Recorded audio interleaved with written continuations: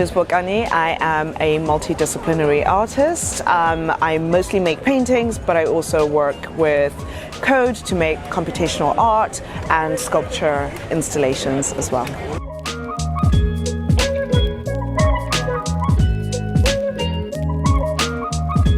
I was working in the city in a very precise job where everything had to be very clear and pinpoint precise, otherwise your trader's books would go completely out of kilter, and there were so many consequences for an accident or mistake. So I needed a healthy, way to release tension and to find something that I could just enjoy. And so I went on this creativity course on a weekend, very yuppie, and what I got to make there were very easy, like Play-Doh little sculptures, and they said, oh, maybe try painting. So I bought these primary colors and white and black, and that was it. And I would make these paintings and actually destroy and throw them out. And living in the same building was a friend of mine in a different flat, but same building. I went into, just took some rubbish out and noticed the sculpture I'd just thrown out was no longer there. Anyway, a couple of weeks later, I'm having dinner with this friend, and he says, he had one of that painting on his mantelpiece.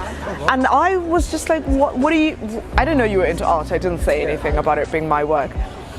And he said, oh, you know how we have all these spoilt brats in the building? One of them threw it out. They wouldn't know a good thing if they saw it. So that was a hint that maybe other people might like this work and might want to see it, and it might serve a greater purpose than necessarily my decompression and de-stressing.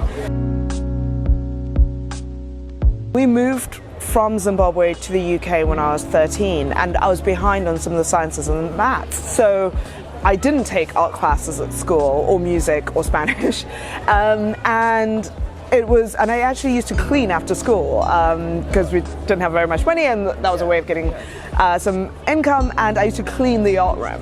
So I would have really great conversations with the art teacher there, but she never sort of formally taught me. It wasn't something that people in my family particularly prized or interested in. I loved music, but we weren't really. Art with a capital A wasn't our thing, but aesthetics certainly were. I'd say my aunt is one of the most tasteful people. She just has a great eye, and so there was beauty all around me growing up, whether it was a beautiful outfit or the way our home was designed. It was still, you have these ideas of what is aesthetic and what works, what's balance, what's composition, without necessarily having the formal teachings. And I grew up in an incredibly beautiful country. Everyone says that, but it's true for me. I grew up in Zimbabwe, and you have vivid light and beautiful color and this rich red earth and, bright blue sky. So the work that I make is obviously much more saturated, huge contrast, huge color, which is you wouldn't necessarily find in that context in Zimbabwe, but you can see that background coming into my work. I don't come to a painting necessarily with an idea of what it will look like at the end, in part because I want the painting to reveal something new to me about myself, but also about the world. I think it was Oscar Wilde who said about, nature is imitating art. And what he meant by that was that actually we learn about nature from what we've seen already in our minds in art. So a painting you've seen here will make you look at a bluebell differently in future, which is slightly different from coming to a painting with a pre-existing idea of what you want it to be at the end. I find actually those accidents, those moments of discovery are what makes painting eternally interesting to me. And I don't try and, when I do come at it with, this is the idea, this is what I'm going to make, and it's going to look like this, it's often a disaster. Often I'm really surprised about where an idea has come from.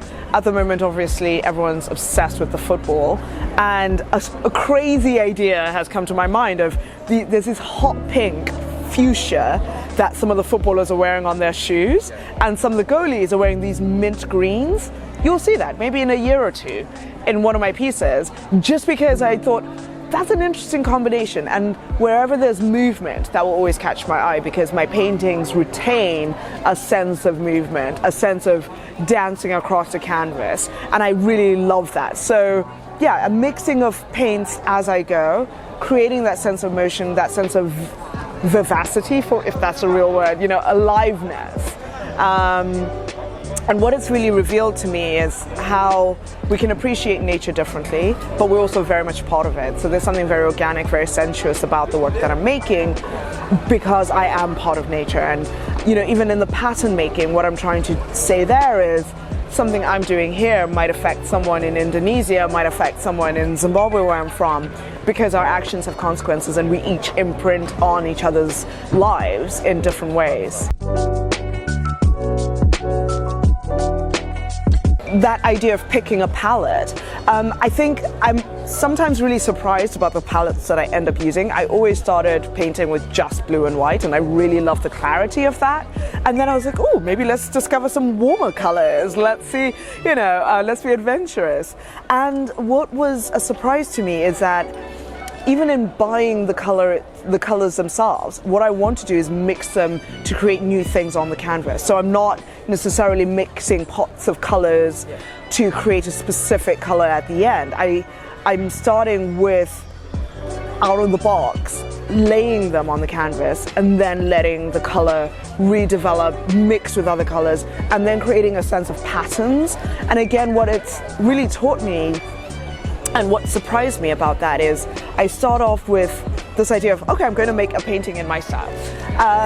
But I've noticed that I will see a petal of a butterfly here, a fin from a beautiful exotic fish there. And it's deeply connected somewhere. Psychologically, I've got this thing that's bringing itself out. And the way that I know that a painting is done is when it has this balance, when the composition works. And again, that wasn't something that I have ever thought, right, I will draw out a landscape for the piece and this is how I'll distribute the paint. It comes of itself and I enjoy that process. That being said, there are some paintings that work and there are others that don't. And the paintings that work will be the ones where there's something to keep your interest as you go throughout the painting. There's something to draw your eye here, there, and over again. The pieces that are in the show that I was so excited to see people's responses to, because I made some of them actually during lockdown, and that kind of surprises people because they're quite joyful and they're very defiant in their happiness. And one of the things that I really wanted to do was create a space for somebody to get lost within a painting. So the oceanic blossoms are to give somebody space to say, okay, I'm not here for politics, I'm not here for this, but I just have a moment to be with myself. And what can come out of that, hopefully, is a sense of gratitude, out of which comes generosity. And these, again, it's not what you'll see immediately, but it's that space that I was trying to create. And the mirrors are really, I've always struggled with my paintings not saying something specifically, and I wanted to find a way to bring humanity back into nature, as opposed to thinking of the planet and nature as separate to us, but really being part of us and us being part of it. And also there's a level of complicity with how we've treated the planet, and we're all part of that. And initially when I made the mirrors, there were these dark reds, and I thought they seem and feel quite violent. But there is a sense of violence with how we've treated nature and how we've treated each other. And I wanted to bring both seeing ourselves in that and also seeing a sense of hope. So there's also these like golden yellows and greens that seem like sort of precious jewels, or, some have said it evokes ideas of galaxy and again, these from very big to very small. It's all part of the same continuum for me. I've been very lucky in that I've gotten some really extraordinary opportunities. I've interned, in politics. I've traveled around the world, and coming from my background, a township in Zimbabwe is the things I've had the privilege, let's be honest, of experiencing are enormous. But when I create spaces for other people to see themselves and to create for themselves. So I had a project where I worked with young men and women, they were teenagers who just moved to the UK and were refugees that had seen some horrific things. And we were doing an art project with them, and collage specifically, because painting can sometimes be intimidating, drawing can be intimidating, but collage, you can start to recreate and make your own world. And we made these masks that would try and speak to where they were in that moment. So we used all sorts. We did have paint, we did have magazines and cutting up, because people say a refugee looks like X, and we wanted to reclaim a sense of identity, etc., but a sense of self-dignity and worth. And creating an artwork for me gives me that sense of I've been created for a reason, I've been made for a reason. It gives me a sense of power too, of a thing has come from in my heart, in my mind, in my imagination, and is now a physical reality. There's a lot of power in that. So community projects where I get to do that specifically with young people, those are probably some of my proudest moments. You won't see that in an exhibition anywhere, but that's creating space for that kind of work. For me, bravery is really offering yourself in service of those who have less power, influence, whatever resource than you do, and rising to the best of what's within yourself. And I think that mixture of service and aiming for the best is not, oh, I'm the most famous, I've made the most money. No, that's not what the best of us is. And I think daring to go towards that best of ourselves can really be intimidating, because you're like, oh, if I aim for this up here, I might never make it, I might get it wrong, I might offend someone, I might and I think that's actually quite hard for people to do. And we don't like to say to people, oh, dare to be a loving, great, extraordinary human being. I think that's bravery, and in service of others. So it's not just to do that for yourself. Yeah.